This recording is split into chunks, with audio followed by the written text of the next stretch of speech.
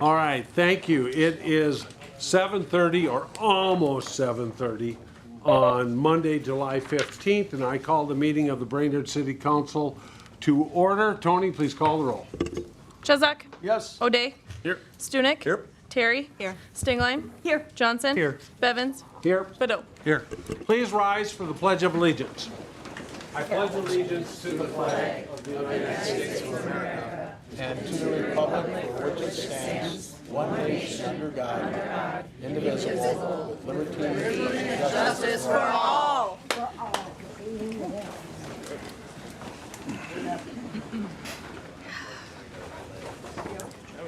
Okay, item number 4 is the approval of the agenda. And before we move on to that, I have to give you all a little reminder. We always have this many people here, so we're used to it. We're pretty popular.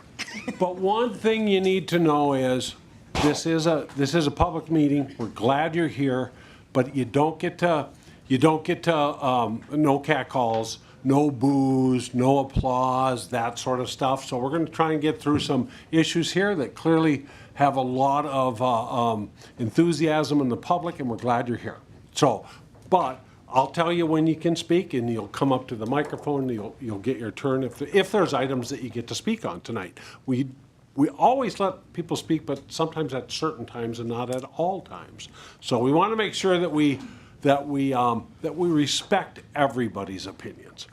So item 4 is the approval of the agenda. There is one modification, and it's item 14, which is the easiest one of the night. It's the adjournment, and that's the one I goofed up. So what it really means to say is item 14, adjournment, and we are going to adjourn to closed labor negotiations strategy session pursuant to Minnesota Statutes 13D.03, subdivision 1B, to prepare for negotiations with the IBEW 31 Public Utilities Union. Move to approve with amendment. Second. Okay, we've got a motion to approve the agenda with that correction or amendment by Chezak, a second by Stangline, wasn't it? No, by O'Day, a third by Stunek. Got it all. All right, any discussion on the corrected agenda?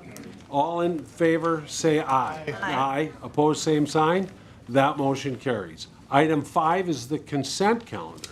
So this is a notice to all the public that all matters listed are considered routine by the council and will be enacted by one motion. There'll be no separate discussion of these items unless good cause is shown prior to the time the council votes on the motion to be adopted by roll call. Is there a motion to adopt the consent calendar? So moved. Stingline. Motion by Stingline. Second. Second by Terry. Any discussion? Hearing none. Tony, please call the roll. Chezak. Yes. O'Day. Yes. Stunek. Yep. Terry. Yes. Stingline. Yes. Johnson. Yes. Bevins. Yes, the consent calendar is adopted. Next up is we conduct a dangerous dog hearing. I'm going to turn it over to our attorney, Mr. Langle, just to make sure we go through the procedure correctly. Mr. Langle, any guidance you can give the council? Mr. President, we'll have the dog owner, since they are appealing, provide their case first. And then after that, I assume we'll hear from Mr. O'Brien. Okay, so the first item is the dangerous dog hearing, and you said the owners of the dog get to go first. So if you're here to speak on behalf of your dog, please come to the microphone, state your name, your address, and give us the 3-minute version of what you'd like us to know. Don't forget your name and address, because you're on television. So.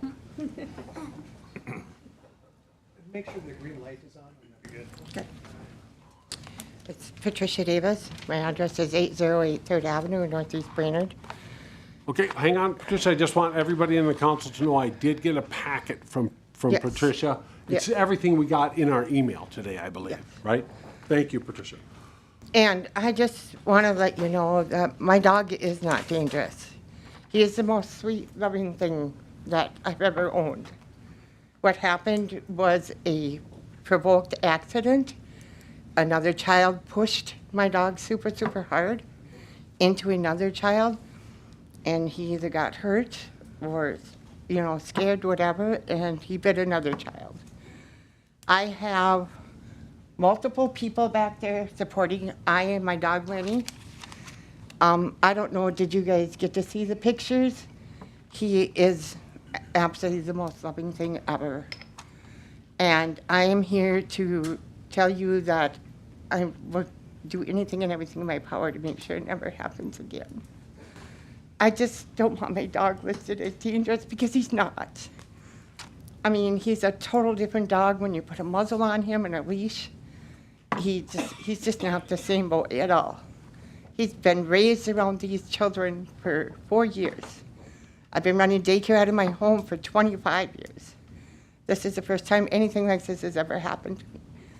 And it's killing me. And I just want to let you know that he is not a dangerous dog at all. He is, I promise you, every single one of you can walk in my yard, he wouldn't even bark at you. I would like to. Give your name and address, please. My name is Kim Davis. I'm her daughter. My current address is in Minneapolis, but I'm here to stand before We need to our have you, family's we dog. need to have you. 806 West Franklin Avenue, Minneapolis, Minnesota, apartment 102. Thank you. Yes. This dog is literally like just the most timid little guy. Like he gets scared by paper crinkling, and he will. I can't. I have no words to express right now. I will like to say that we have an action plan set in place in order to teach these children, the dangers of how animals can be, as well as taking precautionary actions such as keeping a muzzle on him at any time that there's not somebody that is his family or well known to him around, just to make sure that we don't have another incident like this.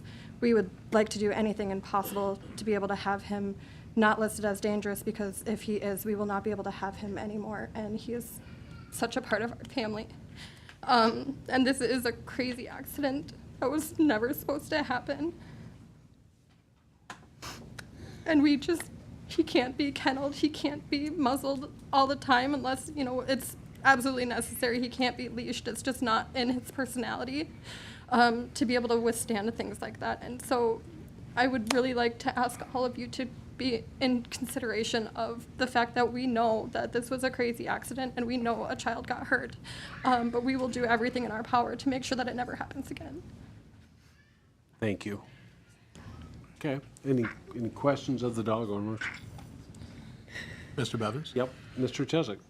You're both Davis? For both of you are Davises? Yes. Yes. Okay. The child that got injured by the dog, are they still at your daycare? Her mom is here right now to support me. Okay. And her mom told me that she could come back anytime she wants. But they don't live in Brainerd, they live in Onamia. Okay. It was a temporary, they were at the daycare for a temporary amount of time. It was only supposed to be a Okay. 3-day period. Okay. But yeah. Is the boy who startled the dog and then turned the dog bit another child, is that boy still at your daycare? Yes. Okay. His parents are here too. Okay. You guys, Okay. I just, and then when the dog bit the child, was there a call to the hospital or anything like that by your daycare? I called her guardian, which was her aunt. And so then she just took her straight to the hospital, and I did Okay. everything from there. Okay, thank you. And then, that's all I have, Mr. Bevins. Thank you. Any other questions for the dog owners while they're here? Thank you guys for your testimony. Anybody else wish to speak on behalf of the dog? You come right up. We'll have the Davises sit down, if there's a spot. And remember, we have to start with your name and address. Monica Burgoyne, 207 Roosevelt Road South, Onamia, Minnesota, 56359. Thank you. I am the parent of the child that was bit. She's doing great. We own 2 big dogs ourselves. Sorry. Her major concern was making sure that the dog is safe and doesn't get put down. My daughter, that's all she was worried about. The dog has never injured anybody before. My cousin's kids have been going to that daycare for the last 9 years. There's never been any other incident like this. It was just a freak accident. It could have been my dog that bit my child. So I just would like her to be able to keep her dog and her license and continue doing the things she loves. That's it. Thank you. Anybody else wish to speak on behalf of the dog? Okay, hearing none. Oh, whoop, come on up. Come up to the microphone, state your name and address, both of you, and give us the 3-minute version. All right. My name's Keegan Voss. This is my son Hudson Voss. He's the boy that was involved in the dog attack. That was like a freak accident. Yeah, we all know the dog to be friendly. I won't ever consider it to be a dangerous dog. It's always been friendly. I know that my son can, play a little rough, and it startled the dog. And, we understand that those things happen, and, I won't consider it to be a dangerous dog. He's always been loving. Yeah, I mean, in his defense, I think he's always been a good dog, so. Thank you. Kelly, did we get an address? We did have an address. Could you repeat it one more time? Yeah, please, Jeff? 517 4th Avenue Northeast. Thank you. All right, anything else? Thank you for your testimony. Anybody else wish to speak on behalf of the dog? Last call for the dog. All right, and I will call our animal control officer up. You also get to state your name and address, TV star and all. Need glasses these days. Yep. Michael O'Brien, Animal Control, 9183 First Avenue. These are never fun. I'm assuming you guys all got the report that I sent and the photos. We don't need to go through the report. Basically, the story is the kids are playing in a sandbox. This dog lays down on the young boy. He goes to push the dog off of him, and it turned and bit the girl. They're saying it's a provoked incident, and in the state statute, they actually list provocation under this statute as an act that an adult could reasonably expect may cause a dog to bite or attack. And if you're going to have a dog in a daycare around little kids, I can't imagine that it's not going to get pushed or shoved at some other time in the future, or in the future. And if it's a freak attack, what's to say it's not going to happen again? I mean, it is a serious laceration across the top of her head. Definitely meets the definition of substantial bodily harm, which is how we label it a dangerous dog. I'm sorry? Oh, Oh. yeah, you can't interrupt. Remember I said that. Okay, if you need to go outside and speak, go ahead. So there's 3 standards for dangerous dog, and the one we used was on above date, said dog without provocation inflicted substantial bodily harm on a human being on public or private property. I think it definitely meets the definition. There's no way to predict that it will or will not happen again, but in a daycare setting, I just don't know that we can risk it happening again. That's really all I have. Perfect. Can you hang on one second? Any questions for our animal control officer, Mr. Johnson? Thank you. We've had hearings before on characterizing something as potentially dangerous. This is straight to dangerous. What's the difference between potentially dangerous and dangerous? Substantial bodily harm, and I'll read that definition. In the same statute, it lists substantial bodily harm as substantial bodily harm means bodily injury which involves a temporary but substantial disfigurement, which is like a 3.5-inch laceration right at her hairline across the top of her head from the center of her head all the way over her left ear, and a puncture wound in her cheek. Anything else, Gabe? No, that's it. Anybody else have another question? I do. Oh, Mr. Chesak. Yes, based on this being a statute, it's not a criminal statute, right? No? Okay. It's a, what kind of statute is this? A civil type of? I'm going to have our attorney Yeah. explain that. Jeff, next. Yeah. He's better at that than animal control, but we're gonna questions for the animal control Okay, officer, I'll wait. then we'll go to the attorney. Okay, so then, in this instance, based on your definition and what happened, from all appearances, it does seem to apply, is it entirely up to the city council to make this decision, or does it go any further than this if somebody chose to challenge it? Again, I'll let Mr. Again, I'm Lango gonna explain let that. the attorney do all the legal questions. But yeah, this Jeff. is where it's decided. Anything about the incident, Jeff? Yeah, you saw the child in the hospital, I did. and what was the child like then? What was she like? What was her behavior? She was the calmest 10-year-old girl I've ever seen that had a massive gash across her head. Okay. Did she say anything about being afraid of the dog? She did not say she was afraid of the dog. She did ask me what would happen to the dog. And she was concerned for the dog's safety in the future. What do you think should happen to the dog? I don't know that I labeled the dog a dangerous dog. I think it's pretty clear that it meets that definition or standard. It's up to you guys what happens to it. Thank you, Mr. Bevins. Any other questions for Michael? Kelly? Yes, Tiffany? This may be another Joe question, but I'll, just in case it's a you question. Right? Does the designation of a dangerous dog, is that dependent on the setting? I mean, you mentioned that it being in a daycare setting, you would expect a dog to get jostled. But if we're designating the dog, is that independent of where the dog is? Yeah, this is just a state statute. Doesn't matter if the dog is in a private residence or wherever. Okay. Any other questions? You're free to sit down. Thank you. All right, Mr. Lango, I know you had one or two legal questions kind of float out your way, but I'd also like you to, what are our options? And what are the consequences of our options? So, Mr. President, Councilmember Chesak, so yeah, it's not a criminal statute, it's a totally civil statute. State law has a series of requirements and prohibitions concerning dogs, and then cities can take it from there and make it more restrictive if they want to. The definition of dangerous dog is that he cited is what applies here.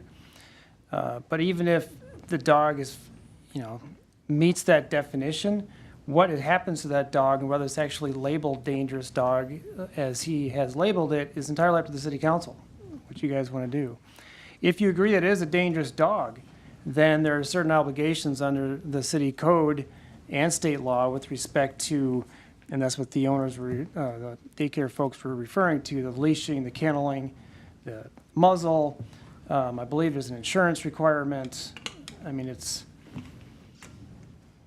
signage requirements, if I remember correctly. There are certain requirements that go along with that. So this dog is now labeled, it's got a label, dangerous dog. And that way the public is notified that the animal is dangerous to people. But again, what you do with it is up to you, whether you actually make that finding. Mr. Chesak, you have the floor. Mr. City Attorney, if this dog were to be relocated, say, to Baxter or Nisswa, would it still be considered a dangerous dog in those cities? It has the designation. Where those other cities recognize the designation is up to them. Okay. That's all I have, Mr. Bevins. Tiffany, anything for the attorney? No. Okay, any other questions of staff? Well, yep, Mr. Gabe Johnson? So this went straight to a dangerous designation, but there is the potentially dangerous designation, which is a lesser designation. Tonight is an appeal on the dangerous designation, so are we just up, down on if it's dangerous? Or is there a third option where we could say, it sounds potentially dangerous? That's a good question. I don't think I've ever seen that done before. The appeal before you, as indicated, is an appeal of the designation based upon the statutory language. I don't see why you couldn't put it down at potentially dangerous, which effectively removes many of the requirements of a dangerous dog. You're not going to have, as I recall, the insurance and muzzling and all that kind of stuff. It's one step removed, and that is contained in our city code, as I recall, which is not necessarily the case with state law. But yeah, you could technically, I think, do that. It creates a little bit of a procedural oddity here because the appeal is on dangerous dog. Now, if it's down to potentially dangerous dog, does the owner have the right to appeal that? You know, we have to consider that moving forward if that becomes the case. But certainly, potentially dangerous designation is far less onerous to the owner. Thank you. Mr. Johnson? Good. Kara? Does the potentially dangerous dog sighting impact daycare licensure? No. Thank you. The only way that it would impact licensure is if there's a separate, I mean, I'm not an expert on daycare licensing, but I assume that there are provisions under state law for certain safety requirements in daycare in general, not specifically for a dog, that might come into play, but that's not a city of Brainerd issue. So. Anything else? Anything else? Anybody else? Mr. Bevins. Mr. Chesak, round two. I have a question for you. If our animal control is a contracted employee, right? I believe. I believe so. Contracted service, yeah. Yes. Okay, and then we're just here tonight to either affirm if the dog is dangerous or not. So, and according to Mr. Langle, we may have the option, but we're not certain if we could reduce that to a potentially dangerous. And what I'm getting at is we can't direct the animal control to relabel the dog. But is what I'd like to know for sure is what Gabe hit on, is if we have the authority to label the dog something other than what the animal control officer determined it to be. I don't think that's been. Who are you directing this question to? I would direct it to whoever thinks they can answer it. I'm Okay, I'm talking to pretty sure Joe already did. Well, I don't think he did. Okay. Because he said, I think. Can you clarify your answer to Mr. Chesak? He was He said, I unclear. think. He did not say for sure. So I would like to know Yeah. what, if yes or no, can we relabel the dog as potentially dangerous? Well, remember Chesak, again, I've never seen that done because it's normally, I shouldn't say normally, most often when we have these situations, the dog has progressed, right? There's an incident, potentially dangerous, there's another incident, you're labeled dangerous. And in that situation, you're not going to go, you typically back down potentially dangerous because you've already been there. In this situation, because of the nature of the injury, it goes straight to dangerous. Nevertheless, it seems to me that if you have the authority to do the ultimate requirements in terms of restrictions on the dog, then you also have the authority to do something less. The maximum includes a more minimum, would be the argument. So if you have authority to put all those obligations on a dangerous dog, it seems to me that you would also have authority to break it, bust it down to a potentially dangerous animal and leave it at that. It also seems to me that we've been able to direct consequences, this but not this. Meaning we didn't have to accept all the consequences, meaning each dangerous dog was not put down. And as I can think of one that wasn't, or two that weren't. So that was by direction of the council. Right. Do you understand, Mr. Chesak? Yes, I do. So, Thank you. Appreciate it. Okay. So you could deem it dangerous, but not have all of the consequences. All right, any other questions of staff? So your options are, it's a dangerous dog, it's not a dangerous dog, or it's not a dangerous dog, but it's a potentially dangerous dog. Anybody, and I believe we are required to give an answer.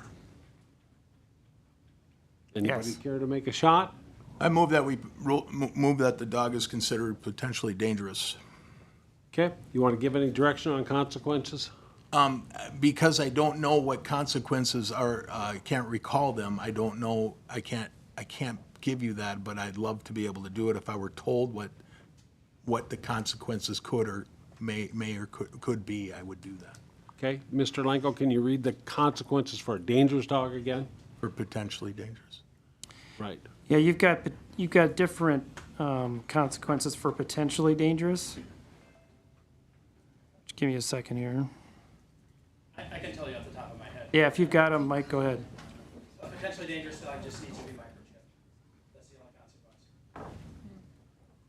Okay. Mr. Chesak? My motion stands Okay. with that requirement. Is there a second? Second. We have a motion by Chesak, a second by Stengline, that the dog be deemed a potentially dangerous dog with the only, and I wish you would have added the consequence that the people of the daycare, anybody who goes to this daycare, must be notified. I'll add that to my motion. No, you've all had a chance to speak. Motion, Mr. Bevins. Now, the attorney did mention that you may have a chance to appeal this as well, but not tonight. Okay? So we have a motion that's been adjusted, that the dog be deemed potentially dangerous, which includes microchipping and notification of the people of the daycare of a potentially dangerous dog at the premises. Any questions, comments? Mr. Johnson? Yeah, question. So we add the notification requirement, say, hope it doesn't happen, say in 3 more years this dog bites another kid, and that family wasn't notified. What are the consequences for the dog owners in that situation? I would presume that's a legal question, a civil legal case. No, I agree. That if they've been subject to a city council order on notification, that would, I presume, give rise to liability on the part of the daycare business for failure to do that. In terms of the city, they've then violated the conditions of the adjudication, if you will, with respect to this dog. And I believe there are provisions in, if not city code, then state law about what can be done at that point. It may That's move exactly why I wanted the notification in there, so you know, if you bring your child to this daycare, there is a potentially dangerous dog. Any other comments on the motion? All right, hearing none, we're gonna try a voice vote. All in favor of the potentially dangerous dog with the 2 conditions, say aye. Aye. Aye, opposed, same sign. No. Motion carries 5-2. We are going to move on. If you wish to appeal a potentially dangerous dog, please do exactly the same thing you did again. Okay? Thank you. We are going to move on to item 7, council committee reports. Item 7A, Safety and Public Works Committee. Chairman Mike O'Day. Thank you, Mr. President. We had 5 items on safety and public works tonight. First of which was a final pay request for Southwest 4th Street outfall repair. Motion coming out of committee was to recommend approval of the final pay request to Landwear Construction in the amount of $1,573.98, and I so move. Second. We have a motion by O'Day, a second by Chesak. Any discussion? Mr. Chair?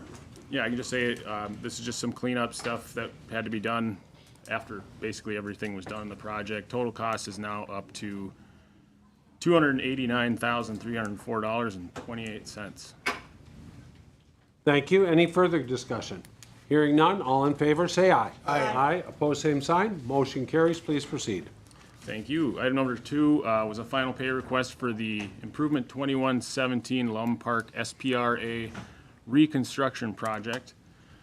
Motion coming out of committee was to recommend approval of the pay request to Anderson Brothers in the amount of $12,227.38. I so move. Second. We have a motion by O'Day, a second by Stengline. Any discussion? Hearing none, all in favor, say aye. Aye. Aye, opposed, same sign. Motion carries. Please proceed. Thank you. Item number 3 was a proposal, awarding a proposal for the engineering services for Lowell Safe Routes to School project.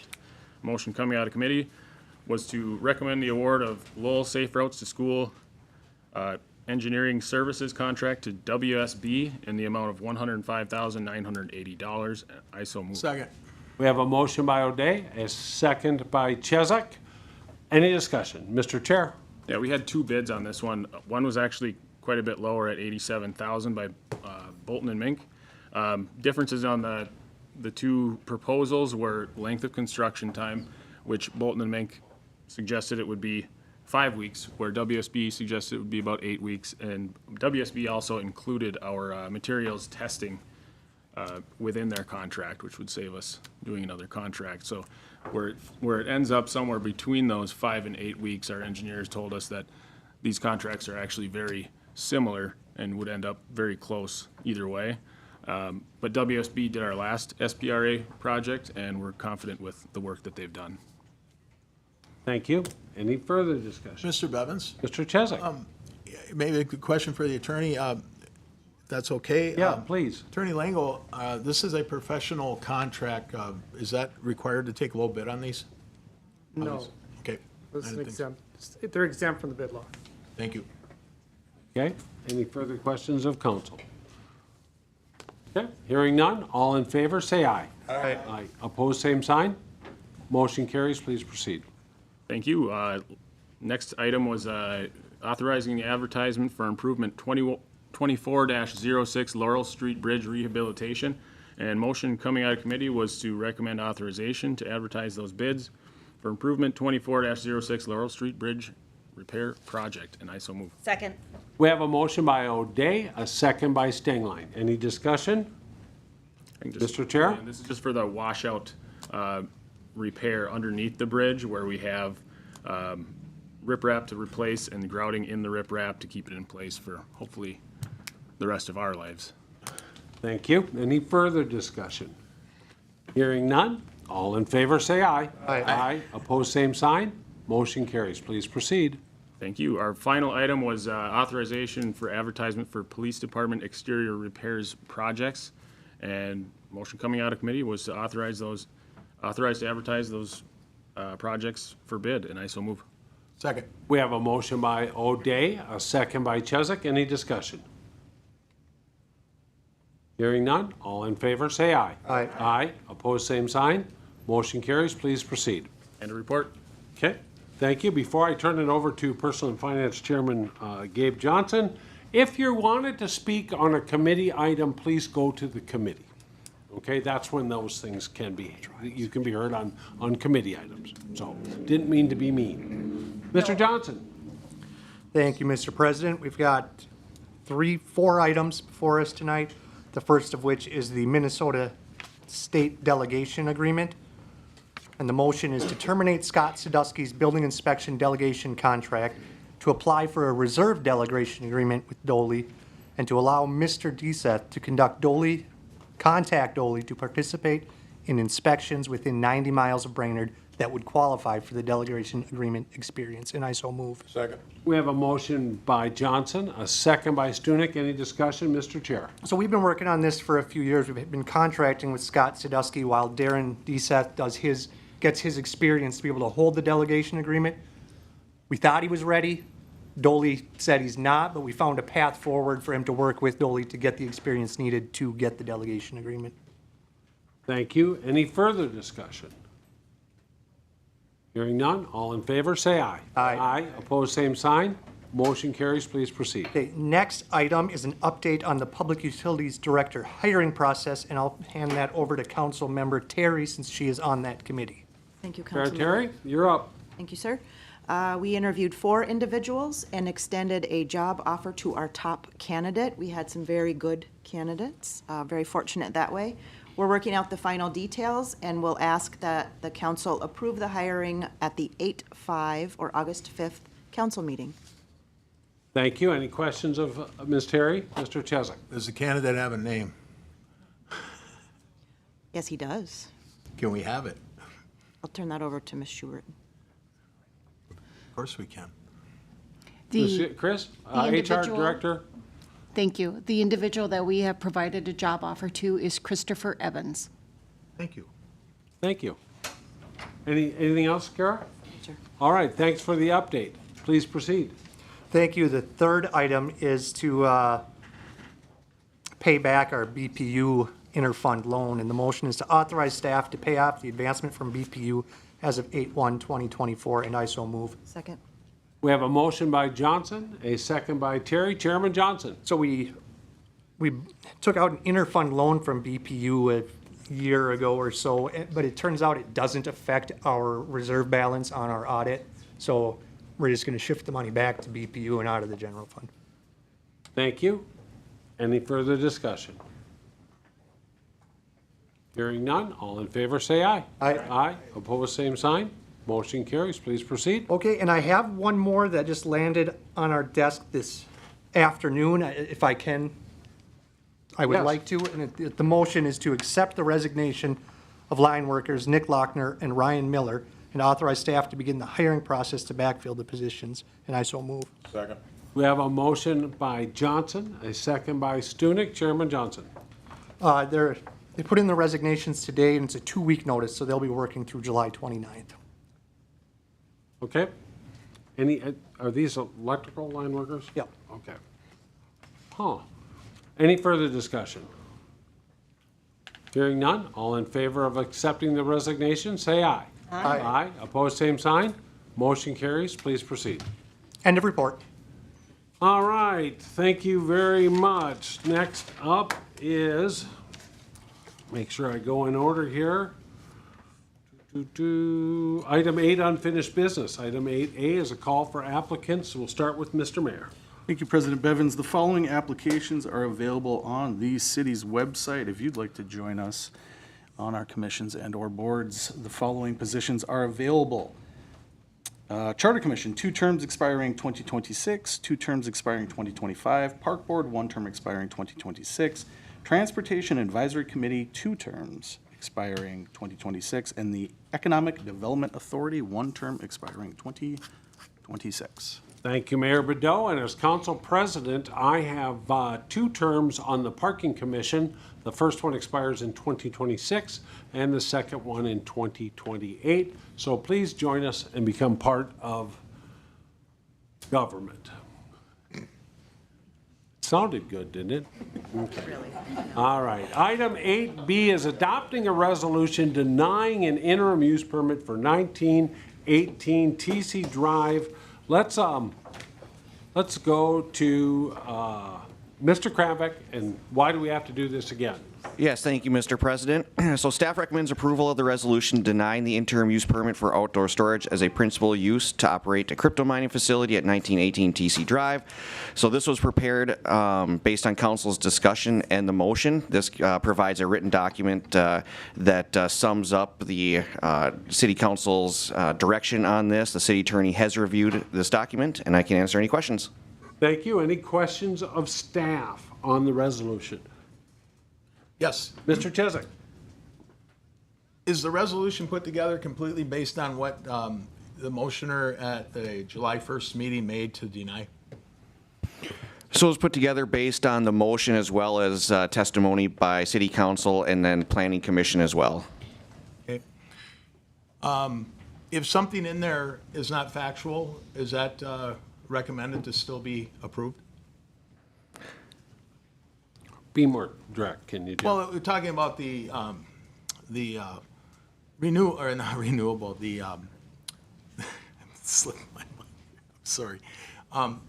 Carbon neutral element of this resolution.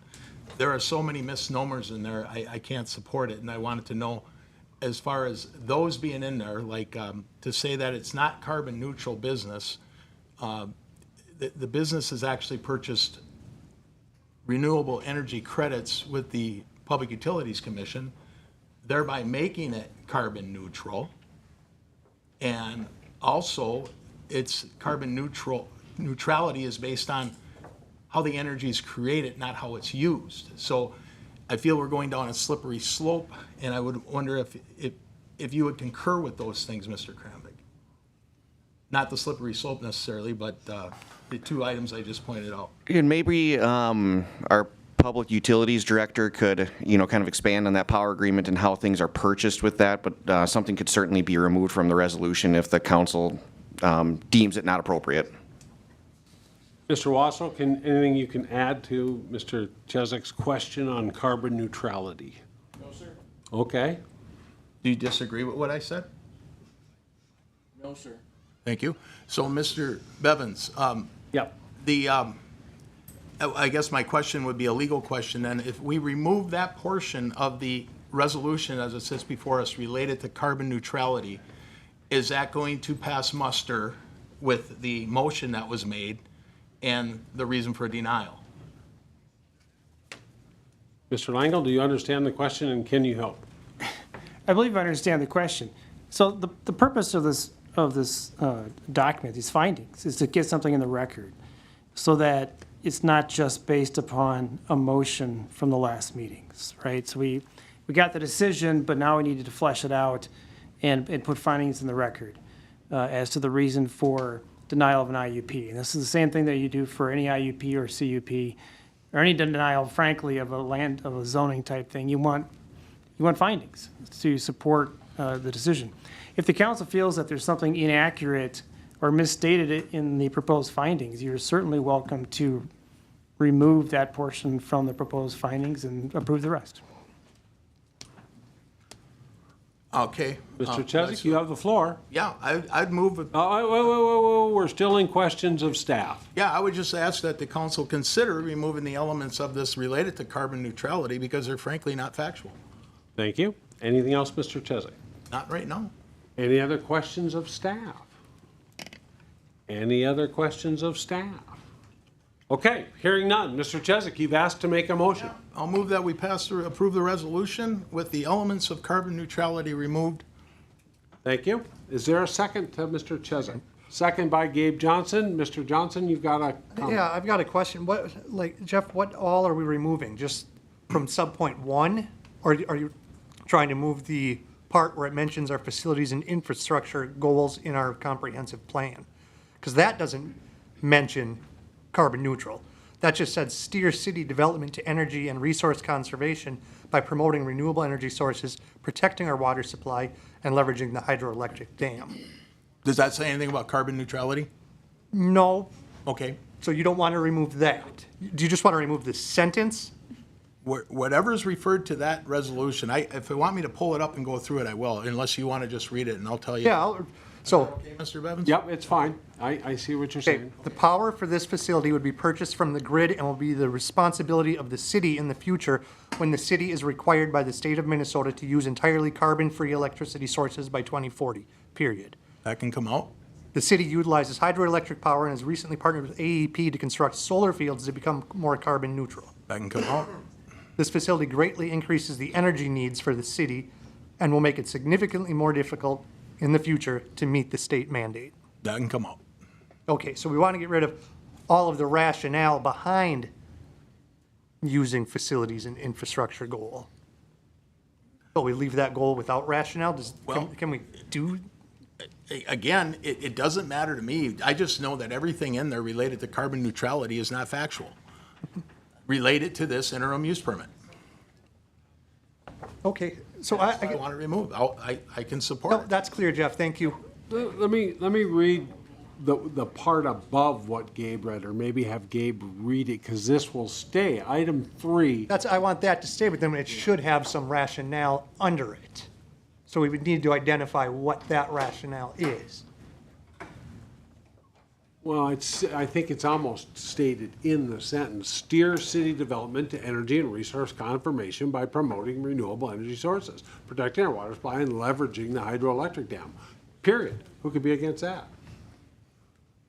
And is that fair enough as a Joe for us to? That seems pretty good, Jeff, doesn't it? That's Who's fine. against that? It's like a peace rally, right? Who's against peace? Okay, Joe, anything else? Are you disagreeing with me at all on item 3 eyes, 3 little baby eyes? Romanet 3. I mean, it would be better to have a finding following that goal 3, policy 5. I guess this is pretty broad language after it. It's just talking about what the city is doing or has to do. I don't see anything wrong with that language. I think the other language that Mr. Chesak was referring to is, I think there's different language further down that was more problematic, I suspect. But It was to Jeff. He said so. Well. Okay. So what do you want to do, Jeff? You're making the motion. We got to ask for a second. You want to leave that facilities and infrastructure goal 3 policy 5 that I just read with no supporting document against the city attorney's recommendation and Gabe Johnson's question, or do you want to put some substantiating something underneath there? I would just remove it to spare Okay. the difficulty. All right, so we're going to leave the facilities and infrastructure goal 3. All right, so we got to ask for a second, and I know Kara Terry's. second. Oh, that's right, Gabe seconded, Kara's had her hand up waiting patiently. Go ahead, thank you, Kara. I think that this language is broad enough, as Attorney Lingle had mentioned. For example, the city utilizes hydroelectric power and has recently partnered with AEP to construct solar fields to become more carbon neutral, is a fact. It's not questionable. No one has to be an expert in carbon neutrality to be able to state that. I would leave that entire section in there. I think it makes sense to drive the point home and furthers our denial of this IUP. Speaking against the motion. I am, sir. Okay. Okay. Anybody else have any comments for or against the motion which eliminates that whole paragraph? This motion is to approve the resolution. Yeah, approve the revolution. Yep, with that. Resolution eliminating We're gonna have a revolution. number 3(1) in its entirety. Thank you. Okay, I'm going to ask a second time if there's any comments. I will ask a third and final time. I can speak for myself. I'm going to support the resolution. So, I mean, to me, it reflects the will of the council. And that's not up there as one of the reasons. But to me, I want to do what the majority of us think is best for the city. And so that I'm going to support this. Okay, hearing no further discussion, all in favor say, oh, it's a resolution. Tony, please call the roll. Jezak. Yes. O'Day. Yes. Stunek. Yes. Terry. No. Stingline. Yes. Johnson. Yes. Bevins. Yes, that resolution passes. Okay, next up is item 8A, approving the Central Business District Incentive Policy. And this would be Mr. Kramvik again. Anything you'd like to add to what's in the? Yes, thank you, Mr. President. So the EDA recommended an expansion of the River to Rails district that includes all of Washington Street, east to west city limits, as well as South 6th Street to Buffalo Hills Lane. The program would align with the original River to Rails district incentive policy, which waives all SAC and WAC fees and would expire in 2029. In addition to SAC and WAC fees, the policy waives all building permit fees for projects with a valuation of $150,000 or less. The BPU Commission discussed this proposed extension and was generally not in favor of the policy. However, it did not provide a recommendation. They were open to revisiting the idea and targeting smaller areas for redevelopment. They had concerns about aging infrastructure and the needs for SAC and WAC fees. Staff created the final Central Business District Incentive Policy as directed by City Council at the last meeting, which aligned with the recommendations from the EDA. So with this as a policy, so it'd be a motion with whatever City Council would like to approve. Thank you very much, Mr. Kramvik. Any questions from council for staff? Any questions? Hearing none, we're looking for a motion to approve the Central Business District Incentive Policy. Mr. Bevins. Mr. Chesak. I would move to not approve this central business policy based on previous 5 years. There was approximately $138,000 cost to the city in the last 5 years. 359 businesses benefiting from that money we did not collect. That's an average of $385 per business. That's $385 per business, and that's not an amount that's going to stop anybody from doing business, and yet it just kicks the can down the road for further need for money to do our infrastructure. Mr. Chesak? Motion. Right, there we go. Let's look for a second before we start discussing it. But I appreciate it. I appreciate your enthusiasm, saving the city money. Is there a second to deny the Central Business District Incentive Policy? I will ask a second time. And I will call the motion failed for lack of a second. See if somebody wishes to make an alternative. Mr. Johnson? I'll move to approve the Central District incentive policy as presented. Second. We have a motion by Johnson, a second by Stengline. Chairman Johnson.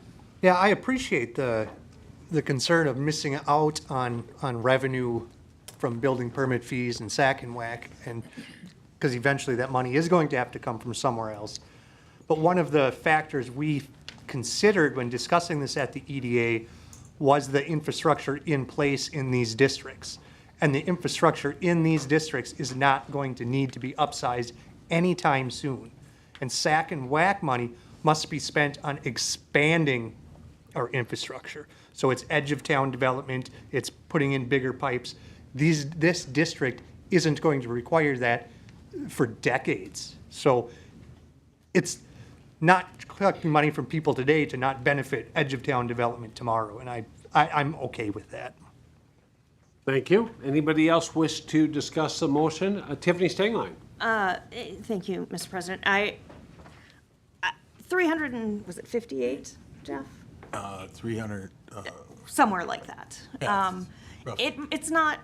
It's not whether you're going to be in business or not, but what we're trying to do is incentivize these businesses to be where we want them to be and where they're going to be in business. And I think that both the actual dollar amount and having that kind of the warm fuzzies we get by having this kind of a program in this area. I think it's a big open for business sign on our community, and I think it's worth it.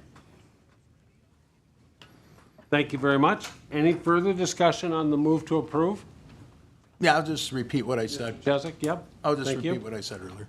All right, Mr. Mayor. Yeah, so I appreciate Jeff's comments because I do think we need to be very careful with this type of programming in that it needs to be directed specifically at the areas that Councilman Johnson said. This has to be directed at areas where sack and whack cannot be used, where the infrastructure is put in place.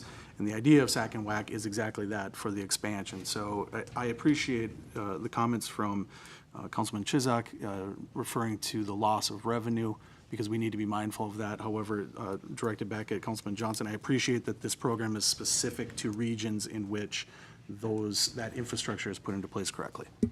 Thank you, Mr. Mayor. And I believe, I'll ask our two EDA representatives, I believe this passed unanimously through the EDA, yes? Yes. All right. Hearing no further discussion, all in favor of the Central Business Incentive Policy, say aye. Aye. Aye. Opposed, same sign. Motion carries. Please, there's nothing else there. Next up is item 8D, an update regarding the IBEW Local Number 31 Public Utility Union strike. I'll turn it over to our City Administrator Broyles. Thank you, Mr. President. At the last council meeting, City Council passed a strike resolution, and part of that strike resolution was consideration of how we might compensate our non-union supervisors and managers. That was addressed in Section S of that resolution. And just for reference, I want to read that very quickly. So Section S, subject to the approval by the city administrator, exempt employees excluding department heads who, as a result of a strike action, are required to work in excess of the normal work week to perform services regularly performed by striking employees shall be paid at a rate of 1.5 times their normal rate, or at the option of the department head, will be given compensatory time off at such rate. In light of that, staff explored some more options, and we were reminded that we received a status quo order from the Bureau of Mediation Services that said that we cannot change any terms or conditions of employment. So even though our intent is to increase the benefits for the public utilities department managers and supervisors during the strike, it's technically changing their terms and conditions of employment. So I'm asking for a motion from council to strike Section S from that resolution. So moved. Second. Okay, we have a motion by Johnson, a second by Chesak. Any discussion on the motion? You all understand why this was, and we did talk about this 2 weeks ago. Hearing no further discussion, Mr. Chesak, Yeah, I yes. just wanted to thank Mr. Johnson for bringing this up at the last meeting. It was, I think we all would have overlooked it had he not done that. Thank you. Any further discussion? Hearing none, all in favor, say aye. Aye. Opposed, same sign. That motion passes. Please continue. Lastly, we did have our cooling off mediation session this past Friday, July 12th, with IBEW Public Utility Union. Details regarding that mediation will be shared with the council during the closed session later this evening. Thank you. That's all I have. All right, thank you for the update.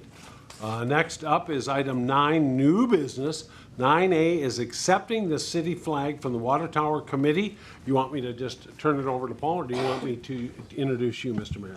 No, you don't need to introduce me. I can just introduce Paul Scogan, the, we'll call him president. I know he's not really the King, president. I but like we'll to call him King of the Water. King of the Water Tower. King of the castle.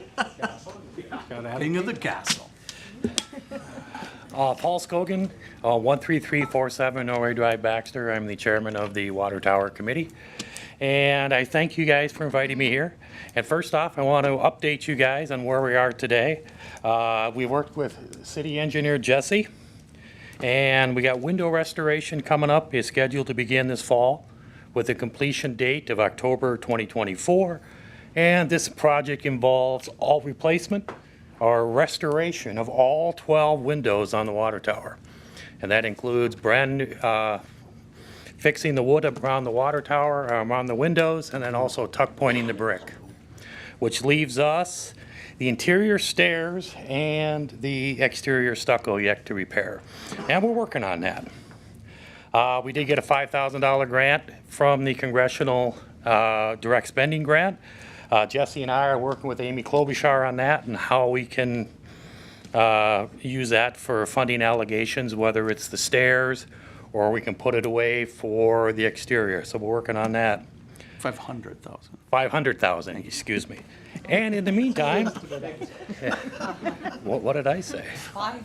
500,000. In the meantime, we did apply for the 2025 grant, again with the Congressional Direct Spending Grant, and that was for $500,000. The grant has been approved by the Senate subcommittee and is now going into the full Senate for a vote, and we should know by October 2024 if our grant application is passed by the Congress and the U.S. House and the Senate.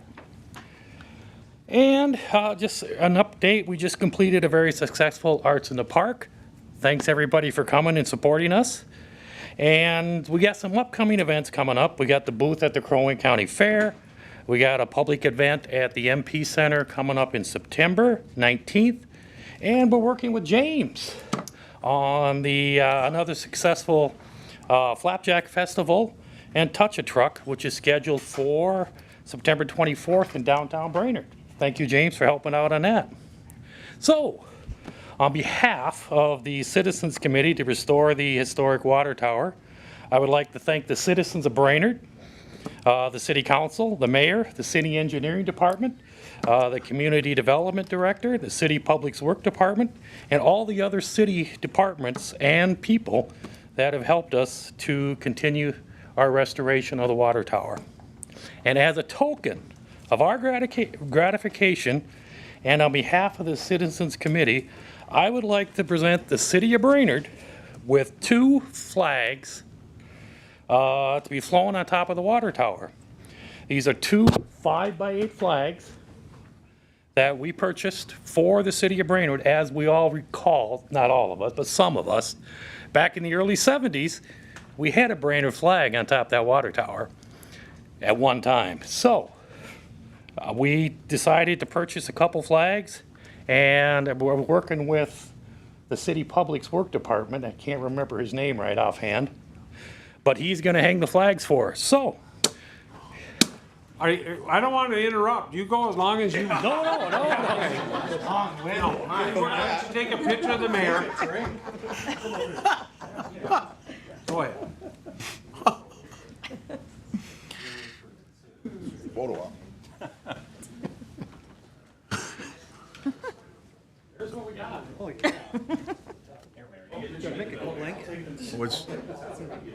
Hey, Paul, would you describe the flag to me? It's 5x8. It's 5x8. It's got the city logo right in the middle. It's got your picture on it, Jeff.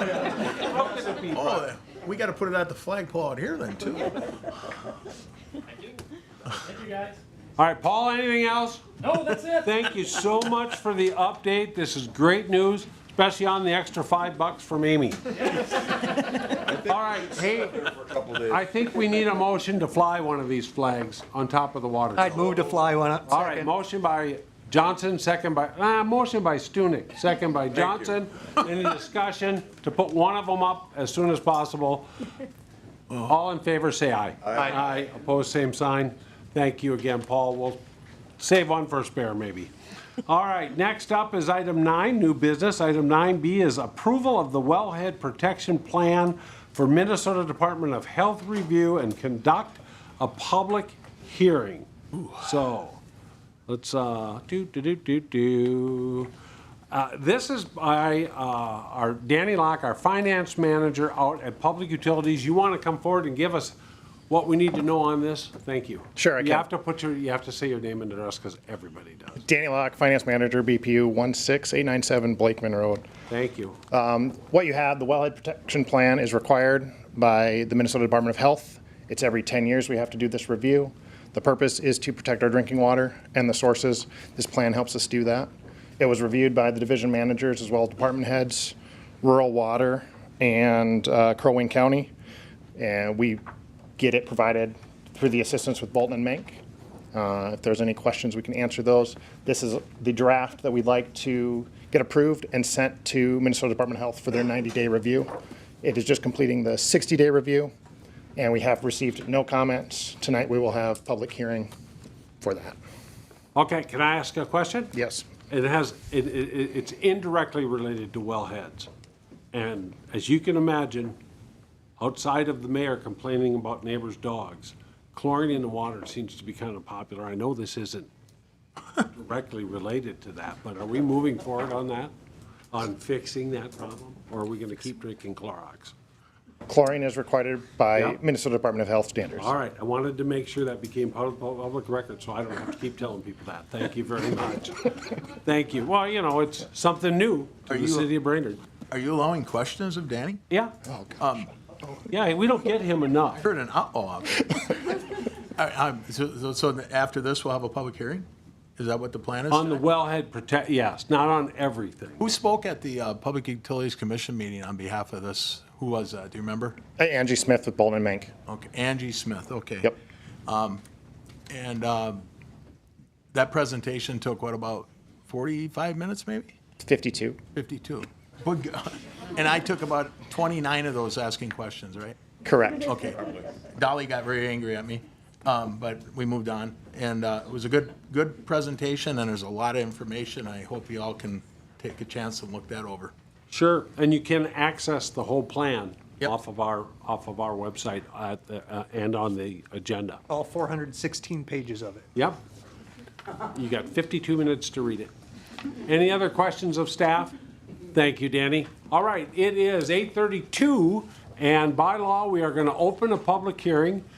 This is only on the wellhead protection plan as deemed necessary by and required by the Minnesota Department of Health. So if you're here and you've been sitting through everything to talk about the wellhead protection plan, I have good news for you. Now is your time. I'll ask a second time.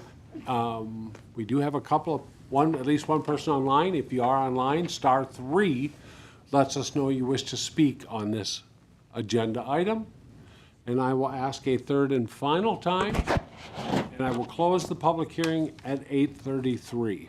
We're looking for a motion to approve our public utilities draft to the Minnesota Department. So moved. Motion by Chesak, is there a second? Second. Second by O'Day. Any discussion on the motion? Hearing none. All in favor, say aye. Aye. Aye. Opposed, same sign. Danny, you did good. Thank you. Nice to have you. Next up is a request, item 9, new business C, request for appeal of a nuisance ordinance citation at 1209 Oak Street. Mr. Kramvik again, we can't get enough. Thank you, Mr. President. So attached is a case file for 1209 Oak Street for a lawn, grass, and weed violation based on a complaint received. The property owner is aware of city code requirement that grass and weeds must not exceed 6 inches in length. The attached case file shows a violation letter was sent out June 13th and corrective action did not take place. A citation letter was sent June 21st of 2024 and the photo clearly shows non-compliance with the city code. The property owner, Mr. Timmers, is requesting to appeal the $100 citation as he said no violation occurred. Staff does not recommend voiding the citation as the issue has still not been corrected. And I can answer any questions. Mr. Timmers is here as well. Perfect. Any questions of staff first? Mr. Gabe Johnson. Thank you. Did you say it still hasn't been mowed? Still has not yet been mowed. Oh, okey doke. Okay. Mr. Bevan? Mr. Chesak. How long is it now, the grass? Approximately the same length, maybe a few inches taller. It did go to seed, so usually it doesn't go much taller than that. Thank you. Okay. Did the petitioner give a reason why they thought they were exempt from city ordinance? So that was included in there. Not a lot of information was given on, I believe it said no violation occurred. The person that, or Mr. Timmers is here and does have the ability to come up and speak for his case. Thank you. Any other questions of staff? Okay, anybody want to hear from Mr. Timmers? You do, Mr. Johnson? Okay. Mr. Timmers, are you here? Please come forward. Mr. Johnson would like to hear from you. Yeah, Brian Please Timmers, give- 1209 Oak Street. Thank you for that. I have a 6-foot fence around the property, around the perimeter, and 412.925 on the native landscape side allows me to do this. Anything else, Mr. Timmers? No. Okay, hang on, somebody, any questions? No? Okay, thank you. I don't understand what you said, Mr. Timmers. Well, I can, maybe Mr. Kramvik, can you repeat that? I think what I heard was an argument that this is a potential native landscape. Yep, which requires a fence. Yes, is that correct? I have a fence around it. The city requires 5 foot, I have 6 foot. So he believes it is native landscape and is screened by the fence. I know. Is it a solid fence? Yeah, we have a picture of it. It is. So you can't see through the fence? Correct. You are correct. So how do we see through the fence to take a picture if grass is too long? I can't answer that. There's nothing blocking our view of the photo, but you can see the fence on the other side of the lawn. I can't answer. Mr. Timmers, can you answer my question? How was the photo taken? Through what means of? Sorry to keep having you sit down and. I thought he was still there. I That's apologize. okay. I asked if there was any There's questions. a and nobody driveway spoke. to the property. It's a driveway. So you have a driveway and the fence is out at just inside your right-of-way of the property off the street? The fence is around the perimeter. How far back from the street is your fence? 17 feet. Okay, so it's essentially on the edge of the right-of-way. And so somebody looked in through that area of the fence where you have a driveway? It's in the alleyway. Where the driveway is in the alleyway. Driveway's in the alley. In the alleyway. So they saw that through the driveway, they looked in, saw your grass was too long, and called in and complained? Yes. Because that was a problem with a neighbor, apparently, is what you're telling me? Yes. Oh, okay. Any other questions, Mr. Chesak, before Mr. don't have Timmers? any Okay, questions. Mr. Kramvik, you had a comment, question, clarification? I think that clarification was answered that it was from the alley and there's an opening on that side of it. All right, Mr. Johnson? Ask James another question? Yes, absolutely. Okay, so if there's a right to have a native landscape, as long as you have it fenced in, but you have a driveway, what's our expectation? So there's provisions within state statute now with native landscapes. This would be considered a turf grass. It wouldn't fall under native landscapes, in my opinion. It'd be probably Kentucky bluegrass and such. To have native landscapes, there's certain requirements that you have to do. Part of it has to be, I think part of it was for bee pollination, that type of thing, not for letting your turf grass grow. Okay, but answer the question as if this were a native landscape. It would not have to be fenced in if it were a native landscape. There's no fencing requirement for native landscapes. Okay. Thank you. Any other comments? Okay, we're looking for, the petitioner has appealed the nuisance citation. We're required to give an answer, yes or no. I just have one quick question. Mr. O'Day. Is this, the complaint and everything that's overgrown, is it all within the fence, or is it both inside and outside the fence? There were issues when the complaint was made, I believe, along Oak Street. That doesn't appear to be above 6 inches at this time. I think some of the seed heads were cut in that area, so I don't believe, while the grass, is long in that area, I don't believe the area along Oak Street is exceeding 6 inches. Thank you. Thank you. Still, we're looking for a motion. Evans, I would move to grant the appeal based on the fact that all of the grass that is being questioned is inside a 6-foot fence that is privacy. A second. Okay, we have a motion by Chesak, a second by O'Day. Any discussion? Yes. Mr. Chesak. Unless you're really trying hard, you can't see the length of this grass, obviously. And I don't know what the beef would be with somebody who has a 6-foot privacy fence around their property, having grass they like to go walk through barefoot and enjoy the length of their grass. Maybe that's not the case. Okay. I'm going to vote against the motion only because I'm a little concerned that people start parking cars in the lawn using this, or whatever, and using the same argument. You can't see it, it's behind the fence, so therefore it doesn't apply. Any other comments on the motion? Okay, so if you vote yes, you're voting to uphold the appeal and void the $100 fine? Okay, and he doesn't ever have to mow, I would presume. That wasn't explicit in the motion, but it sort of was. I didn't say that. I know you didn't, but not until we vote again. All right, so all in favor, say aye. Aye. Opposed, same sign? No. Aye or no, and the motion passes. He can have his long grass. Next up is item 9, new business, item 9D, the approval of the annual review of the data practices policy. I'm going to turn it over to City Administrator Broyles to bring us up to speed. Thank you, Mr. President. This is an annual requirement. The Minnesota Government Data Practices Act requires municipalities to have an annual review of their data practices policy. There's several exhibits here that are essentially forms for people to request information. The changes that we have, the police department is requesting the addition of exhibits G, H, and I that are specific to law enforcement. Exhibit G is City of Brainerd Law Enforcement Data Request Form, Data Subject.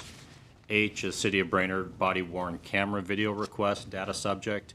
And I is City of Brainerd Body Worn Camera Video Request Outside Agency. And this is an annual requirement, so our recommendation is for City Council to approve the City of Brainerd Data Practices Policy and Updates. Thank you. Any questions of staff? Yes. Mr. Chesak. Mr. Broyles, do you recommend adding those 3 amendments, or what do you call them, example or exhibits? Yes, sir. Okay, thank you, Mr. Evans. Any further questions of staff?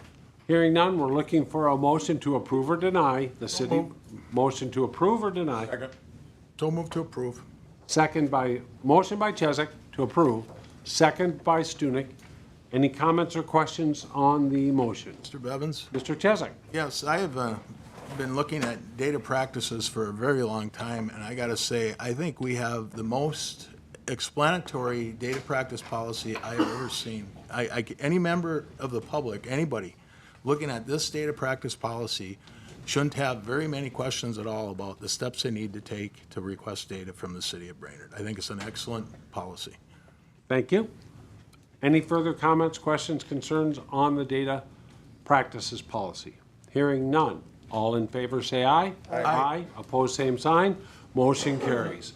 Next up is 9, new business, 9E. This is a first reading of proposed ordinance 1570, amending City Code 1200.03 subdivision 6 on temporary licenses. And I will ask Connie Hillman if there's anything you wish to add to what's in our packet.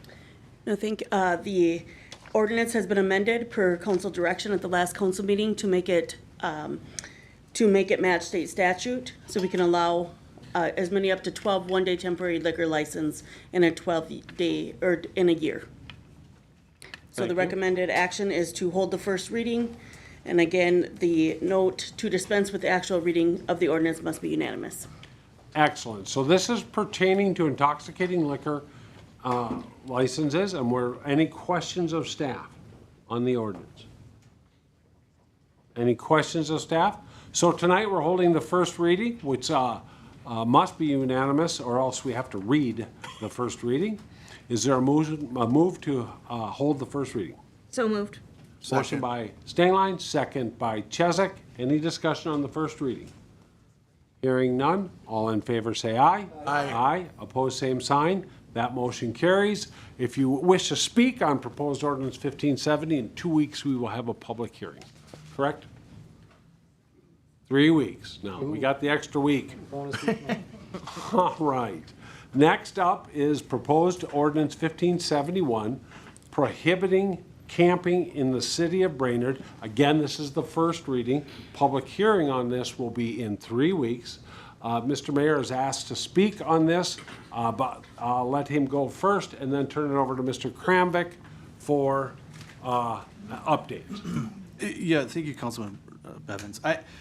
I want to speak real quick because after the packet was released on Thursday, there was an email exchange that I think borderlines on inappropriate, and I just want to make light or bring that to the light of the council that I have feelings towards it. There was an email exchange coming from James Kramvik to members of the Crow Wing County asking for their review of the ordinance. And what was returned is where I kind of draw a couple lines. The email back from Councilmember Terry, and I hate to call you out on the spot here, comes directly from her Crow Wing County email. And it says, James, I have made some changes to the ordinance and would appreciate consideration of this new document rather than the original ordinance.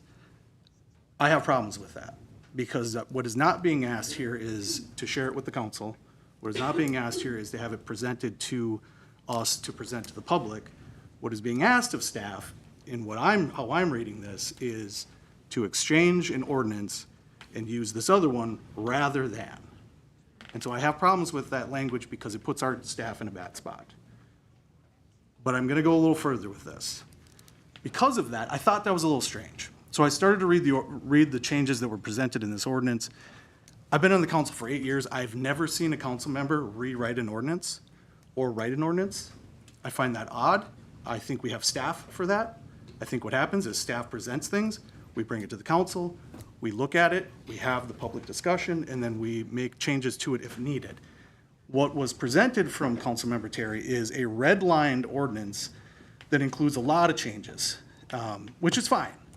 I think that that is appropriate in the discussion that we have tonight. Given what was asked, I think it's slightly inappropriate.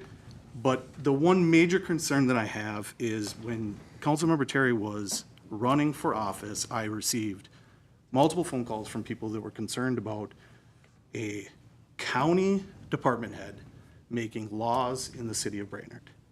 And my discussion with them at the time was, we all have jobs. And we all have an ability to separate those jobs from our position at the council. But you added something to this ordinance that I think crosses many lines. 2045.05, criminal penalty. This section of the ordinance deals directly with the criminal aspect of the ordinance.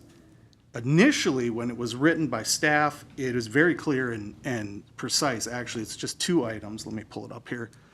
No person may be prosecuted under this chapter unless the person has been informed of the various charitable and social services available to the person, including shelter options as well as daytime services, and The person has been warned that their conduct is in violation of this section, subject to criminal prosecution.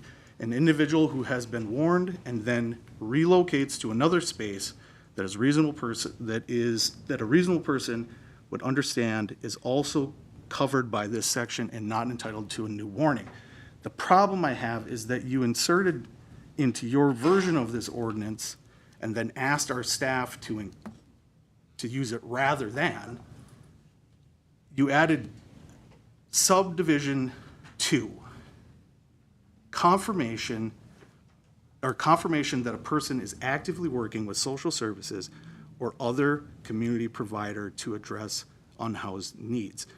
The problem with that is you wrote that from your county email, sent it to our staff, asking them to exchange the ordinance, and inserted in it that in order to prosecute a law in the city of Brainerd, it's subject to confirmation that they're working with your staff. As I read it, and I'm not trying to point fingers at you, but I'm always concerned about us and how people perceive what we do as government. What we do, you guys have sat through this now, is long and boring, and we go through a lot of stuff, but we have to go through processes so that everyone has an opportunity to speak on things. And when we get to a point where there is potential for us to maybe have conflict of interest, we have to have the wherewithal to step back and say, this is probably inappropriate. I'm not going to go so far as to call for you to recuse yourself from this. However, I just want it to be said for the record that I do feel that this has reached a point where I don't think that it's appropriate for you to be commenting on this subject. And that's all I have. Mr. President. Thank you for sitting calmly, Kara Terry. Anything you'd like to add in the 3-minute Well, or whatever it took? thank you. I have to say, to start out with, I am very disappointed in you, Mr. Mayor, that you didn't come and talk with me about this and are calling me out on this in a council meeting. I thought we had a relationship in which we could discuss things face to face. So that's very disappointing. You were not privy to the conversations that Mr. Kramvik and I had. I was not asking for this, for the amended resolution that I sent to replace what was in the packet. What I was asking for, and I probably used the wrong language, but again, you were not part of the conversations. What I was asking for is a consideration of the amended resolution to be considered. Now, I do have the city emails going to my county email, and here is why. 2 things. Number 1, I don't believe I need both a county and a city to do government work, computers, to do government work, because it's all coming out of the taxpayers' dollars. So it's more efficient for me to have my city emails go to my county email, then I can look at them right away and respond promptly.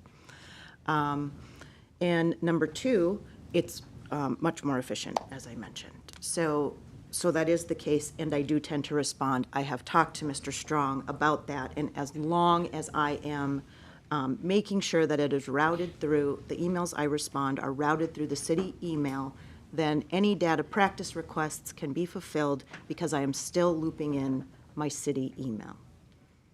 In terms of conflict of interest,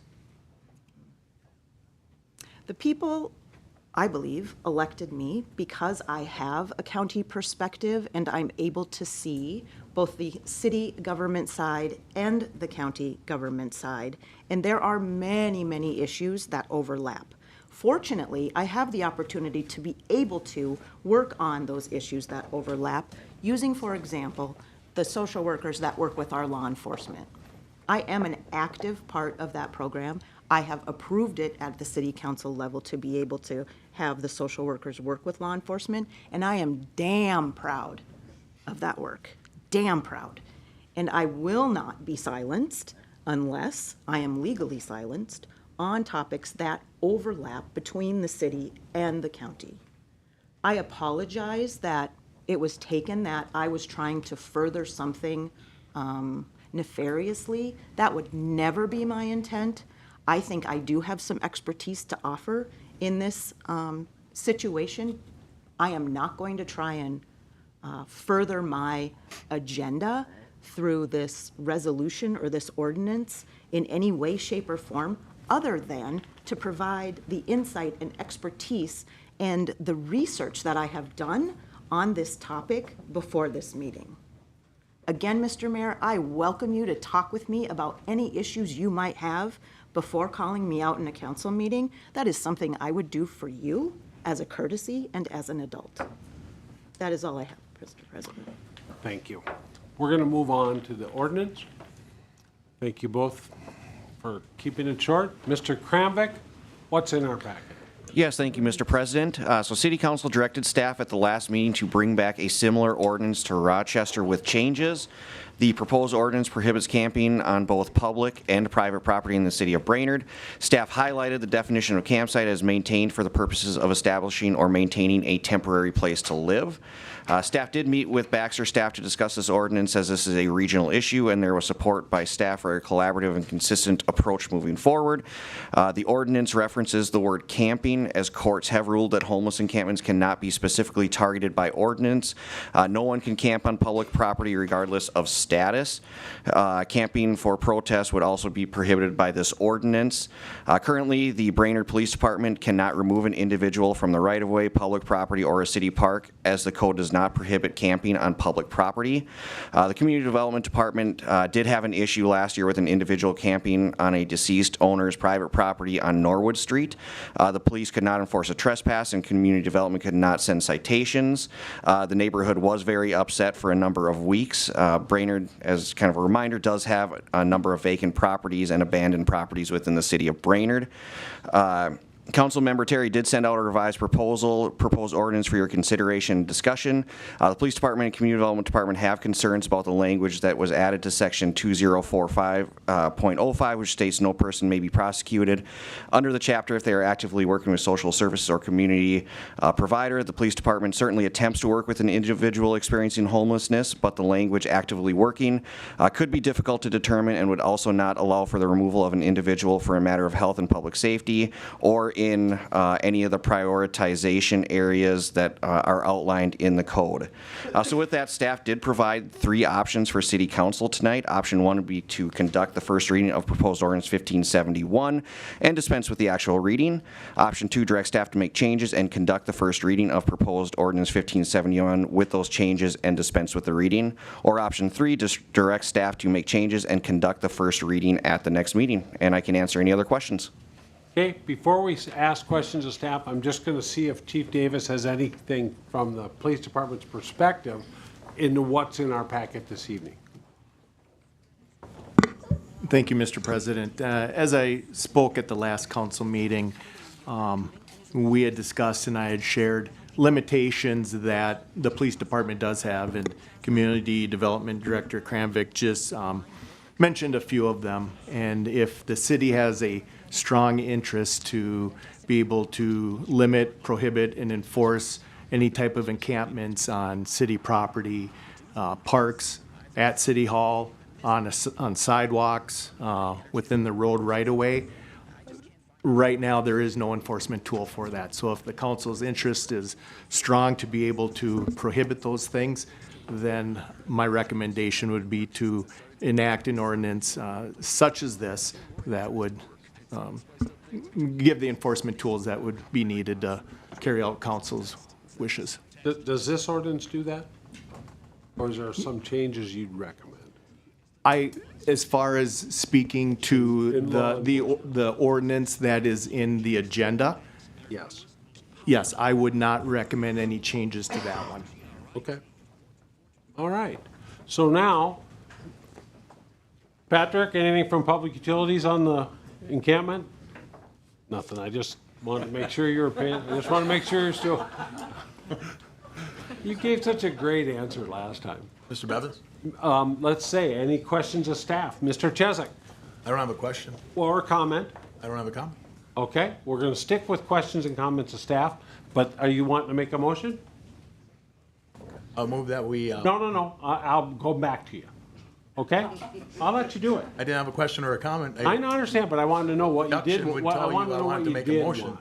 Okay. I want a glass Let's of stick water. with questions and comments, questions of staff on what's in our packet. Okay. Hearing none, Mr. Chesak. I move to approve the first reading with the dispense with the actual reading. Okay? We have a motion by Chesak, a second by Johnson. Any discussion on the motion? And this, to pass tonight and not read the whole thing, this must be unanimous. And again, this is your notification on the ordinance. You'll get to speak on, we'll have a public hearing in 3 weeks. Mr. Johnson? Thank you. I like what Chief Davis said. You know, the council has brought up concerns about the wellness and safety of our citizens. We have people who are dying or being in near-death incidents, and we've asked him what he can do, and he said he doesn't have the tools, and he needs a set of tools to service the community. And this is the set of tools they asked for. So I think it's a good ordinance to start with, and if we need to change something in the future to improve upon it, I think we should absolutely do that too. Thank you. Any other comments on the motion? Tiffany Stingley. Thank you, Mr. President. I will be voting yes on this because I don't need to have anybody read it to me out loud tonight, which is what a no vote would be. But while I appreciate the staff's intent in bringing this, I have, in looking at it since our last meeting, I have been looking into other communities, and I think this is a little cutting edge for me. I know that Duluth is going through kind of some similar actions, and frankly, I want to see where the dust falls, where it settles, before we do anything this big. I just don't want to be on the cutting edge of this. So I will be voting yes tonight. I don't want to have anybody read it to me. But like I said, it feels cutting edge for where I think I want to be in the middle of the pack, not the front, in trying new things like this. Thank you. Any further questions, comments? Cara Terry? I will vote yes too tonight, just so we don't have to read the ordinance. That doesn't mean that it's passing. We will have the public hearing, so I look forward to seeing you all there at that time to share your concerns. I also recommend that the council, I think I can make this recommendation, Mr. Mayor. I also recommend that the council read the literature related to the health and safety of residents when it comes to the homeless population. There are a lot of misconceptions out there, and I'm happy to provide links of the research that I've done, and it will be the information that I'm bringing forward at the upcoming meeting as well. Thank you. Any further comments on, can we stick to the ordinance? Oh, sure. Thank you. Mr. Mayor? I appreciate the work the staff has done with this. I appreciate the police officers' input as well. There needs to be something done, and what that is what these meetings are for. And so we have these meetings with the public. You get your opportunity to speak. We look through it. We try to figure out the best solutions, and I definitely look forward to hearing from you at the next meeting. Thank you. Any further discussion on the first reading? I'll just make a comment quick. We're going to go Mr. O'Day, and then Jeff wants to go round two.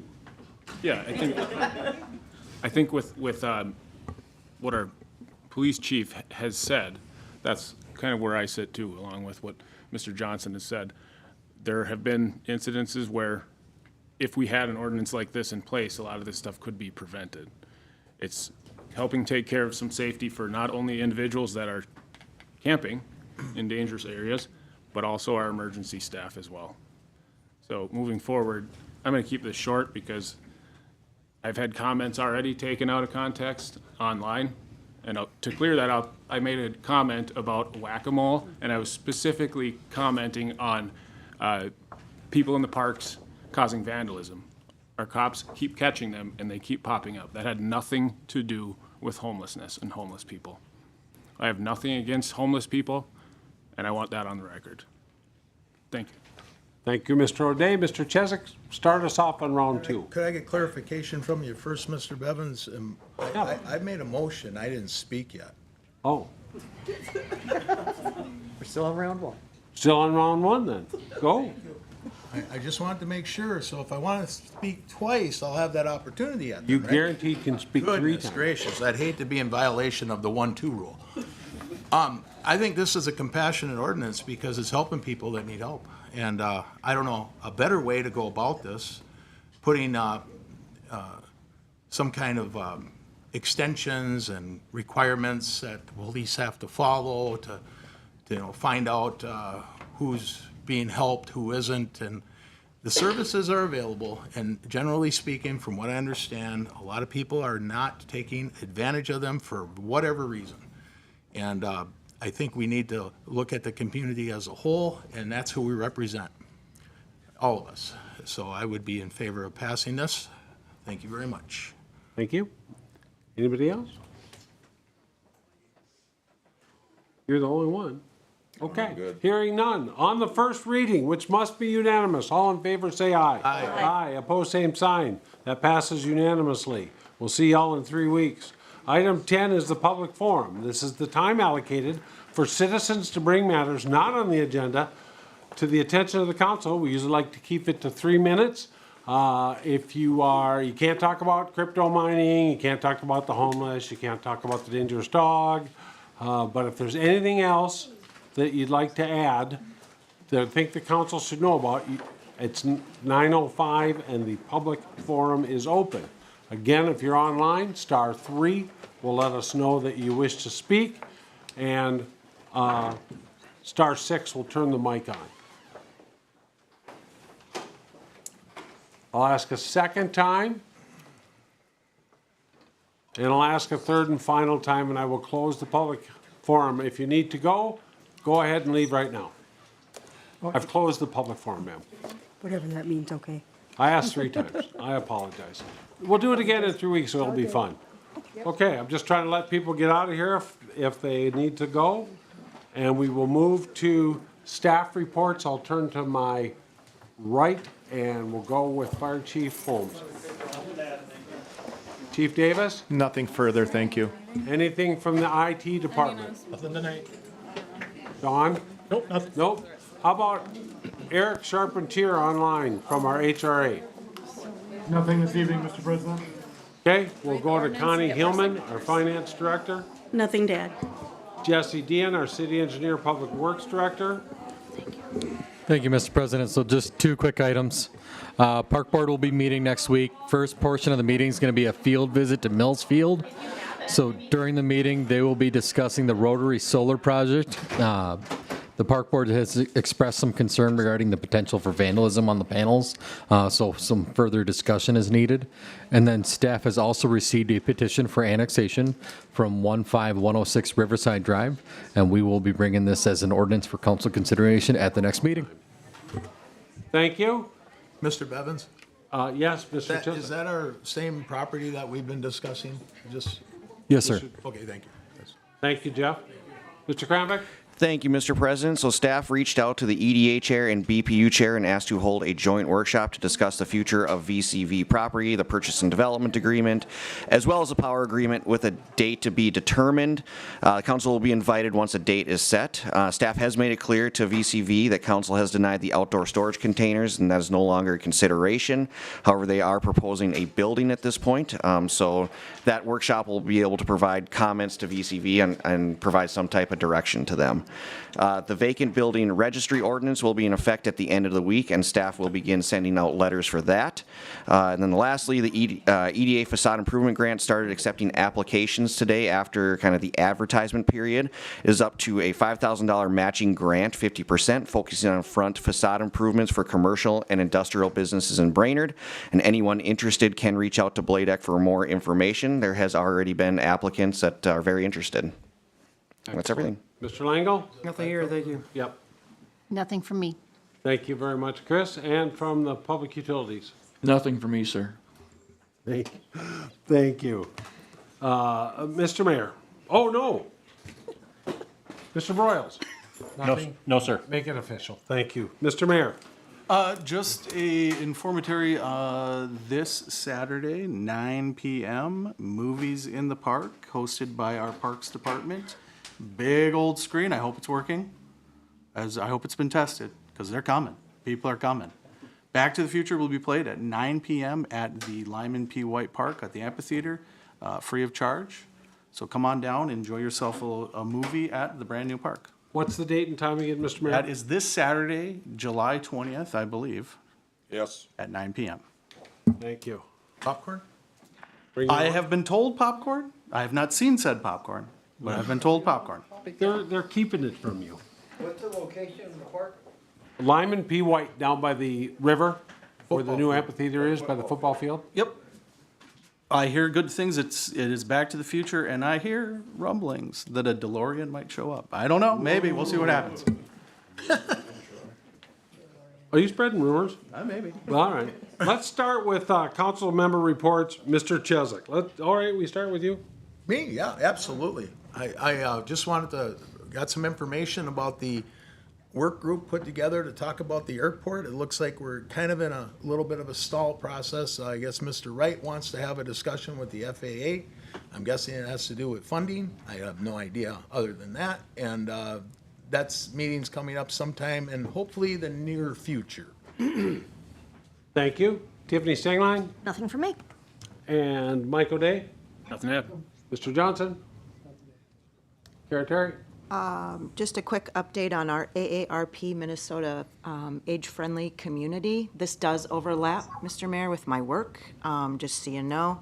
We are the 20, just being clear, we are the 24th Minnesota community to join this network. Pretty proud of that. We will be continuing to apply for a grant to be an age-friendly community, and I'm available for any questions anyone might have about what that means. Thank you. Mr. Stunek? I can't top any of that. And I have nothing to add, so we're looking for Mr. Stunek to make a motion to adjourn to closed session. I would love to. Second. Second by Johnson. All in favor, say aye. Aye. And again, opposed, same sign. And that we are moving into closed session. I'm going to read it again, that we are adjourning to close labor negotiation strategy session pursuant to Minnesota statutes 13D.03 subdivision 1B to prepare for negotiations with the IBEW Public Utilities Union. So if you're not part of the negotiating, it's time to go.